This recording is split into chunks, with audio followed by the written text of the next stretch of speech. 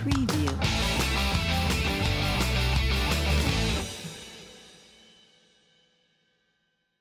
Assalamualaikum warahmatullahi wabarakatuh. Halo teman-teman semuanya. Ya, pada episode kali ini kita bersama dengan Divisi Ekonomi Himatika Unsud. Sebelum itu, perkenalkan nama saya Muhammad Saraful Anam dari Matematika Angkatan 2019.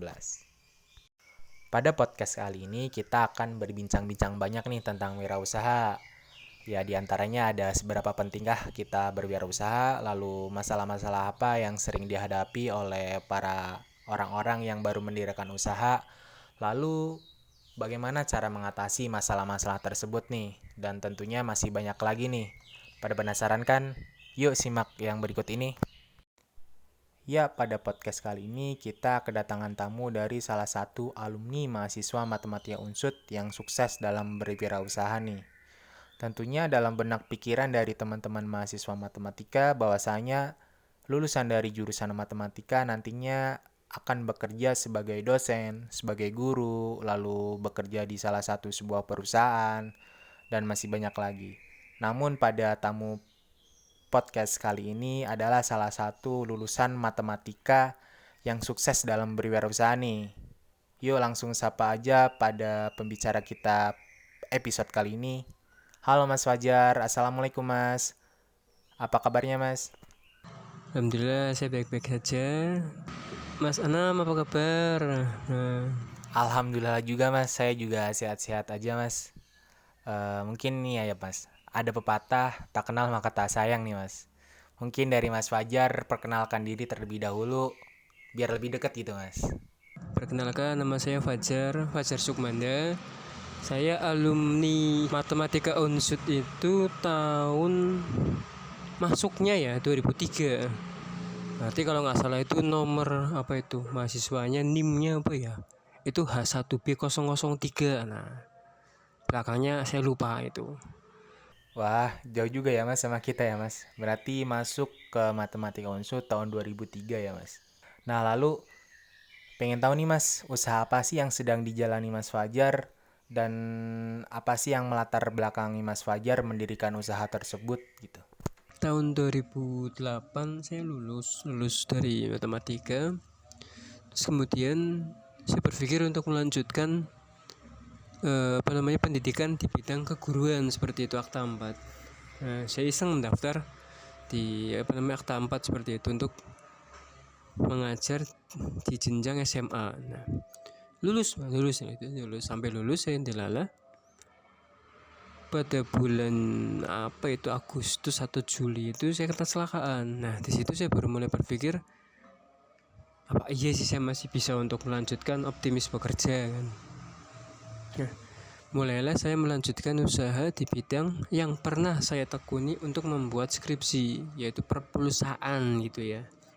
Di pulsa itu saya menunggu sampai tahun 2010 akhir itu diberikan lowongan untuk sebagai IT seperti itu di perbankan. Nah, saya coba kan untuk katakanlah iseng-iseng lah, siapa tahu bisa masuk. Nah, ternyata diterima. Nah, situlah awal mula saya itu bekerja sebagai IT di perbankan. Nah, tahun 2011 saya itu menikah dengan istri bulan September. Istri itu basicnya guru, hanya saja orang tuanya itu punya usaha di bidang telur asin seperti itu. Jadi orang tua istri pernah berjualan atau masih berjualan waktu itu telur asin matang. Nah, kemudian istri itu tertarik untuk melanjutkan usaha dari orang tuanya. Di situ barulah sejak tahun 2011 itu saya dan istri menekuni usaha telur asin. Hari itu saya masih bekerja hari itu. Saya malah baru resign tahun 2015 atau 16, saya agak lupa itu. Jadi kuliahnya matematika, kerjanya di bidang IT komputer, dan ternyata usahanya di bidang telur. Nyambung gitu ya Mas Anam ya. Jadi ya ini namanya hidup seperti itu. Iya mas, bener mas, hidup emang gitu mas. Rezeki emang gak ada yang tahu, yang tadinya awalnya kuliahnya di matematika, kerjanya di IT perbankan, tapi pada akhirnya jadi pengusaha telur asin. Ya itu rezeki mas. Lalu ini mas, kenapa sih dari Mas Fajar memilih jalan berwirausaha, ya berusaha telur asin gitu? Kan tadinya sudah mendapatkan pekerjaan menjadi IT perbankan gitu, tapi malah ditinggalkan lebih memilih ke berwirausaha gitu mas. Wirausaha itu Mas Anam itu free, bebas ya, merdeka gitu. Kita kalau bekerja itu mulai dari jam setengah 8 mungkin ya sekarang ya, setengah 8 pagi, pulang jam 4 atau setengah 5 sore. Apalagi kayak saya dulu itu sebagai seorang IT, malah dari jam 0 sampai ke jam setelah mereka pada pulang, karyawan pulang, saya baru pulang dengan membuka sistem, menutup sistem seperti itu. Nah, wirausaha itu mengajarkan kita untuk bebas, enak gitu ya, punya jam kerja sendiri, punya aturan sendiri itu. Kalau mau dapat uangnya usaha kerja buka usahanya, tapi kalau mau dapat uang ya udah tiduran aja seperti itu. Tapi ini nggak saya ajarkan ya, artinya gini, kenapa saya milih wirausaha, karena kembali ke awal tadi, pada saat bekerja itu kita semua orang lah itu terkekang ya, artinya dengan aturan-aturannya yang dibangun oleh perusahaan itu tersebut lah sendiri itu. Nah, kalau kita bekerja kita bebas untuk mengatur sendiri kapan bukanya, kapan tutupnya, kapan liburnya. Nah, tapi memang harus terus berkelanjutan. Oh iya iya iya. Berarti emang dari Mas Fajarnya sendiri lebih nyaman kalau misalkan kayak lebih bebas gitu ya Mas, nggak terkekang banget gitu ya. Kan seperti yang tadi Mas Fajar bilang, kalau berwirausaha kan kita bebas gitu, mau buka usahanya kapan, mau ambil cutinya kapan, itu bebas itu. Nah, kemudian ini Mas, pada mendirikan usaha kan pastinya membutuhkan proses yang panjang itu Mas. Tidak serta-merta kita mendirikan usaha langsung sukses gitu. Ya ada sih beberapa, tapi kebanyakan kan pastinya pada awal-awal mendirikan usaha akan dihadapi cobaan-cobaan gitu, akan mendapatkan masalah-masalah gitu. Ya namanya aja kita eh, baru awal-awal mendirikan usaha gitu. Pastinya kan membutuhkan proses itu. Nah, pada awal Mas Fajar mendirikan usaha telur asin ini, apa sih ya masalah-masalah yang pernah dihadapi Mas Fajar? Lalu bagaimana sih solusi dari Mas Fajar untuk menghadapi masalah-masalah tersebut? Seperti itu, Mas. Pada saat awal usaha itu jujur saja banyak kendala, karena basicnya istri itu memang tidak mengerti dalam bidang perteloran, hanya saja pernah melihat orang tuanya menerima telur bebek dari peternak sekitar kami ya di kota Tegal itu. Dan dengan sedikit pengetahuan yang kami miliki itu lumayan banyak kendala. Kendala dalam hal ini adalah dibohongi oleh katakanlah teman-teman yang menyetor telur bebek, kadang juga dibohongi oleh karyawan sendiri yang menghitung atau mungkin melaporkan hasil telur sekian, hasil penjualan sekian, sisa pangan bebek sekian. Nah, dari situ kami banyak belajar sesama istri. Malah bisa dibilang sekarang adalah perampingan lah. Perampingan di sini, apa yang dulunya kami kerjakan full, kami mulai kurangi dengan sebagaimana yang ilmu yang baru kami dapatkan akhir-akhir ini. Itu ternyata memang sangat-sangat kalau kita tidak berilmu, kita tidak punya wawasan tentang usaha, jangan berani nyemplung ke usaha. Itu sama aja dengan kita masuk ke kandang macan. Artinya usaha itu nggak boleh sembarangan. Kalau kita usaha didasari oleh rasa ikut-ikutan, melihat orang lain sukses dalam bidang usaha, kita pengen usaha tanpa kita memikirkan dari hulu sampai hilirnya, itu sama aja kita, tanda kutip ya, kita buang-buang uang kita, sampai modal kita hambur-hamburkan, kita nggak dapatkan apa-apa.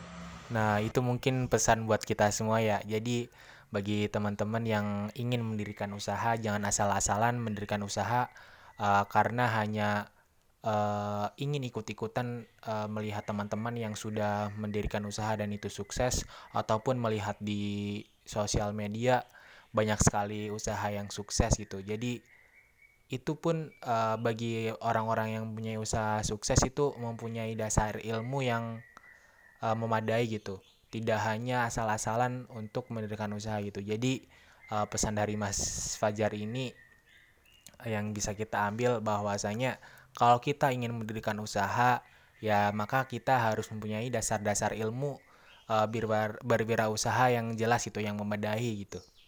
Nah, untuk selanjutnya ini Mas, kan kita tahu sendiri ya bahwa negara kita masih dilanda pandemi COVID-19 gitu.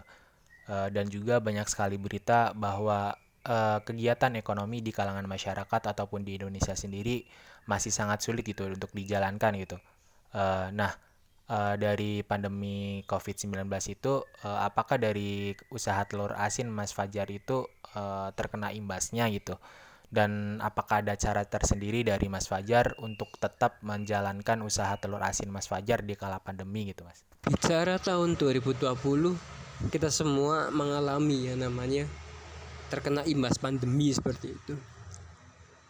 Covid datang kalau nggak salah ke kota Tegal itu mulai Maret 2020. Nah, saya dari mulai tahun 2014 bermain di telur asin matang, menjadi supplier di beberapa toko, supermarket, sampai tempat wisata. Itu alhamdulillah sangat-sangat terbantu sampai dengan tahun 2019, sampai dengan Maret 2020, kalau nggak salah tanggal 14 Maret 2020 saya masih supply ke tempat wisata. Dan tanggal 17 Maret setelah ada pemberitaan dan disarankan untuk lockdown gitu ya, itu barulah mengalami yang namanya tantangan yang luar biasa. Tapi bukan kami sendiri, semua orang mengalami kan seperti itu. Nah, pada saat pandemi itu saya sama istri sampai mungkin umum ya bingung seperti itu Mas Anam. Jadi mau gimana, mau dikemanakan gitu loh. Artinya satu tempat kami itu di tempat wisata dan tempat oleh-oleh terkena imbasnya, sangat berkurang sekali penjualan. Bahkan waktu itu yang satu minggunya hampir kami bisa menjual sekitar 8.000 butir telur asin, itu pada saat Maret 2020 sampai dengan kemarin, berarti kapan ya, Desember apa Januari 2021 ya, itu kami penjualan hanya di angka 3.000 atau mungkin 2.000 butir lah itu satu minggunya. Itu sangat drastis sekali, hampir penurunan sampai 60-80% gitu kan. Nah, di sini kami mulai berpikir yang namanya marketing kami jalankan secara online. Dulu itu saya supplier Mas, jadi saya nggak pernah berpikir yang namanya saya koar-koar di media sosial, saya punya Facebook untuk jualan, atau punya saya Instagram untuk online gitu ya. Saya nggak pernah berpikir situ. Saya sama istri malah sampai kebingungan. Kami yang berawal dari supplier untuk ke tempat-tempat besar ditantang untuk menjadi penjual secara langsung, bertemu langsung dengan pelanggan. Itu jujur saja saya sama istri itu mengalami keterbalikan itu ya. Saya bahasakan keterbalikan karena gini Mas Anam, orang itu umumnya berjualan atau usaha itu dimulai dari usaha berjualan ke konsumen langsung, itu pertama. Terus baru kemudian punya reseller, kemudian punya agen, punya jadi distributor seperti itu kan. Nah, saya itu malah berkebalikan, saya langsung menjadi suppliernya. Malah saya sekarang dikondisikan pada saat COVID itu, pada saat pandemi, saya harus ketemu langsung dengan pelanggan. Itu kami yang dari 10 ke 1, kalau orang dari 1 ke 10 langkahnya. Tapi alhamdulillah itu nggak terlalu sulit buat kami lah, katakanlah, karena basic saya itu di bidang komunikasi masih bisa berjalan. Kalau istri itu masih di bidang produksinya seperti itu. Istri itu dalam ide itu luar biasa, visioner sekali lah kalau saya bilang. Kalau saya itu masuknya ke negosiator dan ke eksekutor. Nah, ide untuk gagasan selama pandemi itu penjualan secara online. Alhamdulillah, istri punya konsep apa, nah saya kebetulan masih ingat beberapa ilmu di bidang komputer kan. Saya bikin website, saya bikin Instagram, Facebook yang saya koneksikan ke masing-masing ini platform gitu. IG ke Facebook, Facebook ke website ke WA-nya.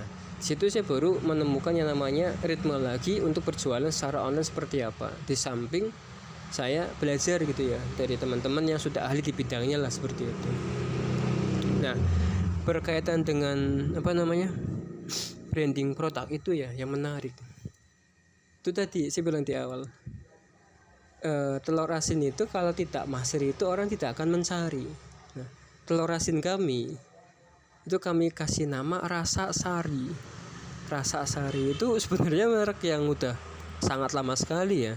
Merek yang kami temukan dari stempel yang ada di gudang. Stempel tersebut milik almarhum orang tua istri saya.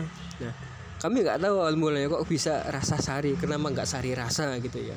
Kami sampai mau mengubah itu, adalah ini barangkali jadi ikonik, barangkali jadi bahasanya apa ya, yang bisa menghidupkan lagi gitu kan, rezekinya kami di sini. Nah, kami kembangkan di situ. Kami punya tagline Rasa Sari, merek jadul, kualitas unggul. Merek jadul kami ambil karena emang tadi merek ini atau nama ini kami temukan di tahun di stempel yang punya orang tuanya istri almarhum. Berarti orang tua istri itu meninggal dua-duanya tahun 2011 gitu ya, 2009 dan 2011. Kemungkinan besar itu stempel dibuat tahun 2008, kemungkinan besar. Artinya merek udah lama sekali itu, jauh sebelum saya mengenal istri gitu kan. Nah, kualitas unggul kenapa saya tambahkan itu dengan istri? Karena posisinya telur asin kami adalah orange.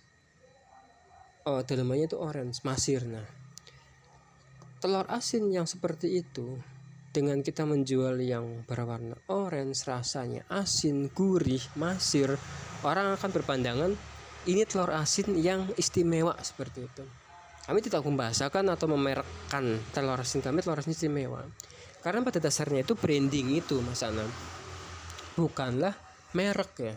Branding itu adalah apa yang kita lempar ke konsumen, yang kita lempar ke masyarakat itu akan kembali ke kita lagi gitu.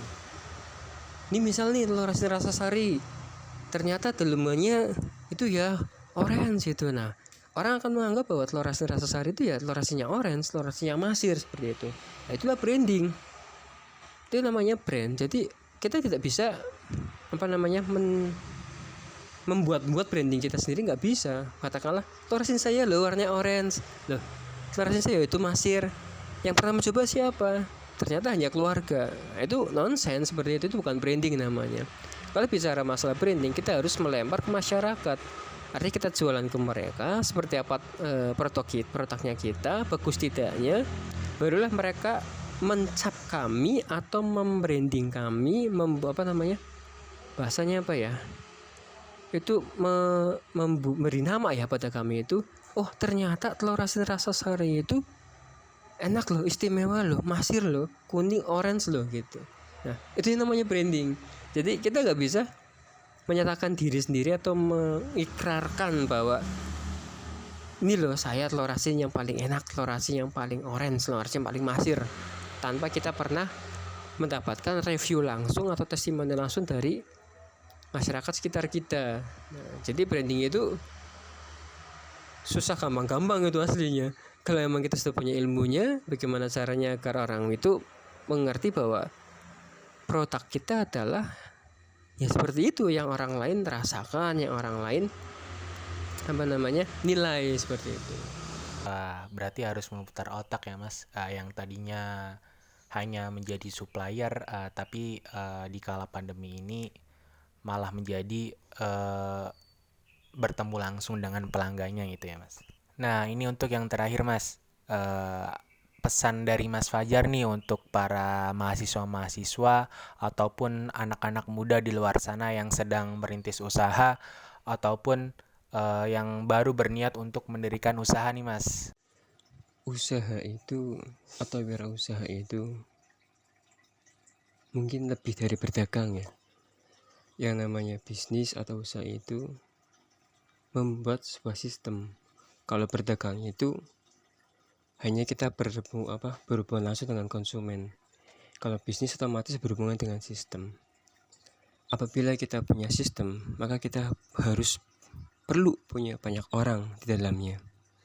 Disinilah yang dikatakan 9 dari 10 pintu rezeki ada di usaha, ada di dagang, ada di perdagangan.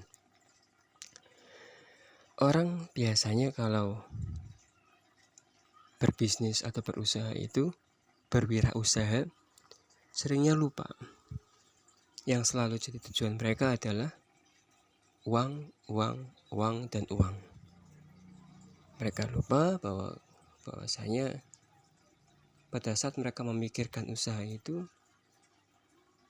otak yang dipakai untuk memikirkan itu adalah karunia dari Allah. Dalam berusaha, dalam berwirausaha, kita harus perlu makan. Setidaknya malah perlu ya, sangat-sangat perlu sekali melibatkan Allah dalam usaha kita. Bagaimana caranya? Nah, kita harus mencari cara agar benar-benar usaha kita itu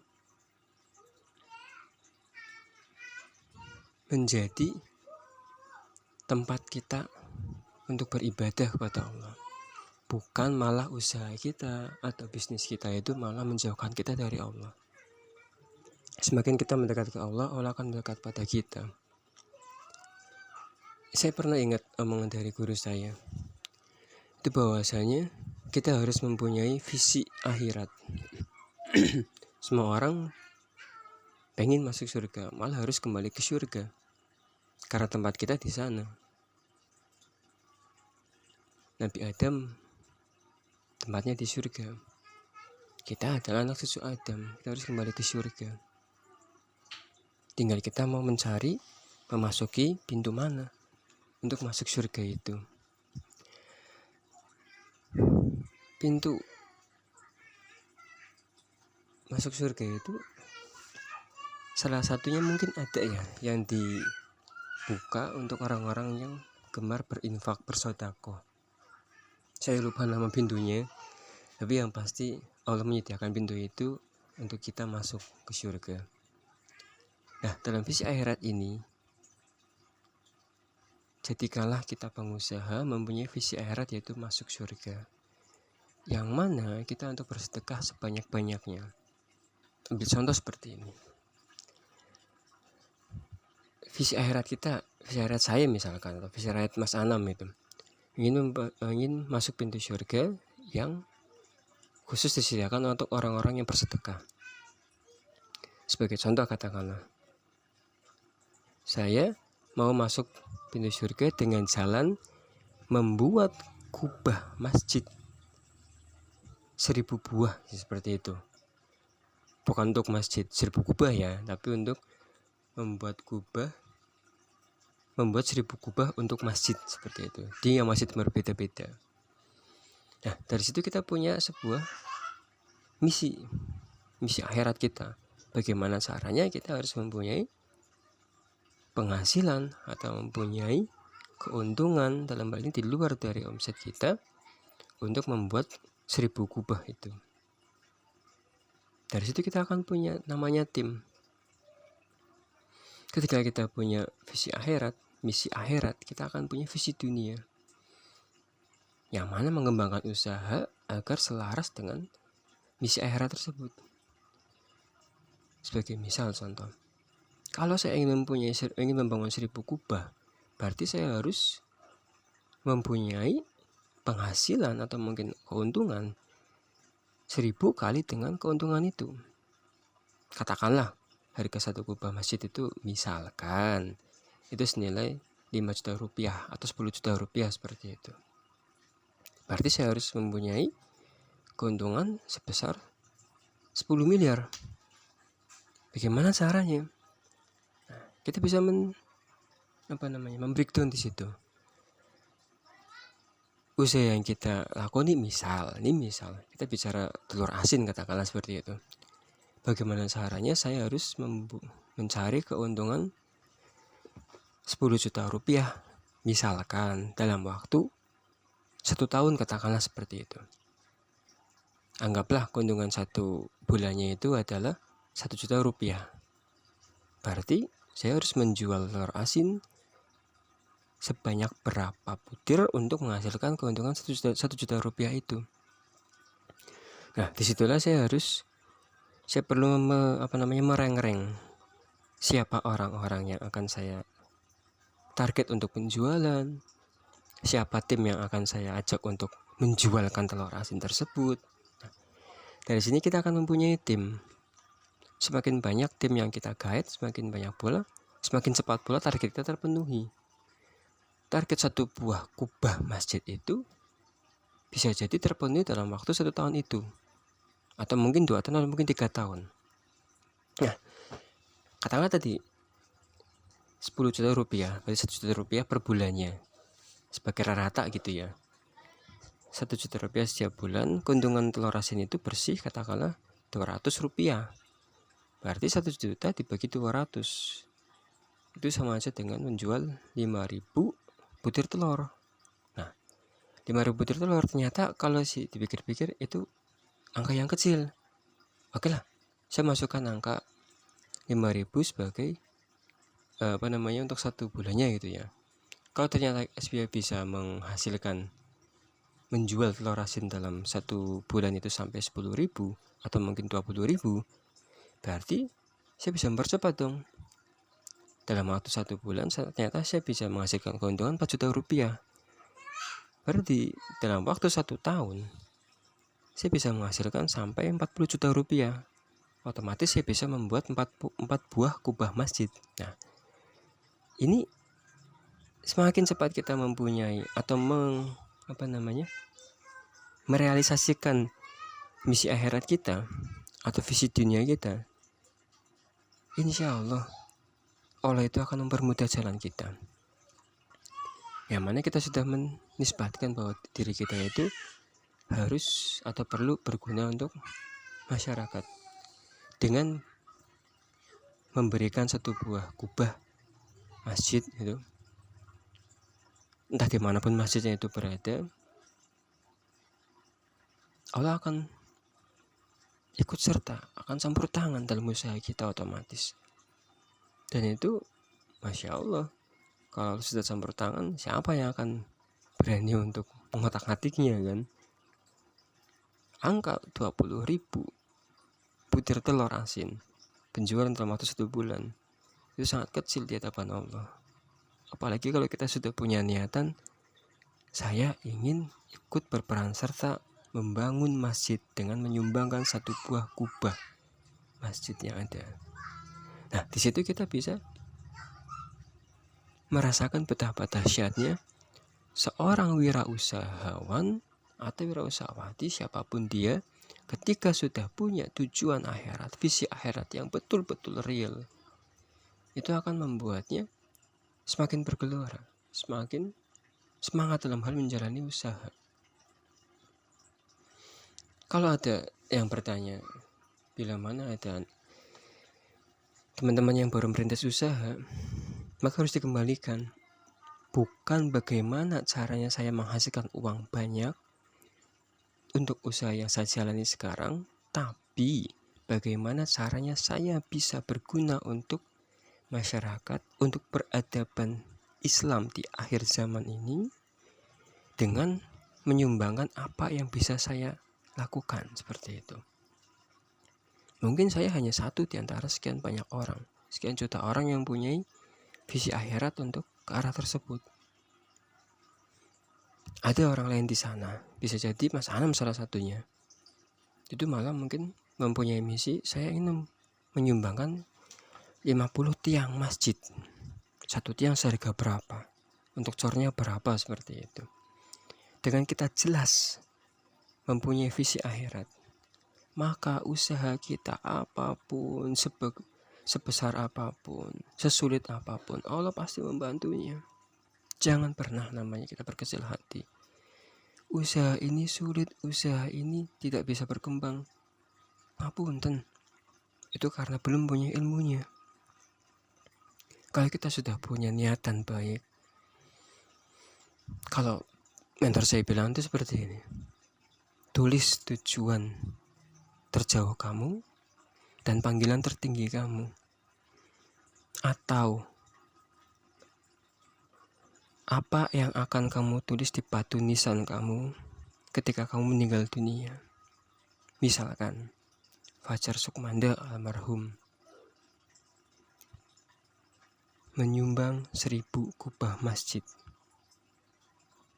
atau mungkin donatur 1000 masjid seperti itu. Itu Masya Allah. Kalau itu sudah menancap dalam pikiran kita, dalam hati kita, akan sangat bersemangat sekali bagaimana caranya kita bisa membangun tim, bagaimana caranya kita bisa bermanfaat bagi orang lain. Allah pasti mudahkan itu kok. Saya yakin sekali. Orang-orang di sana yang mempunyai perusahaan besar, yang mempunyai tim yang kuat. Jangan salah Mas Anam. Mereka itu punya visi akhirat.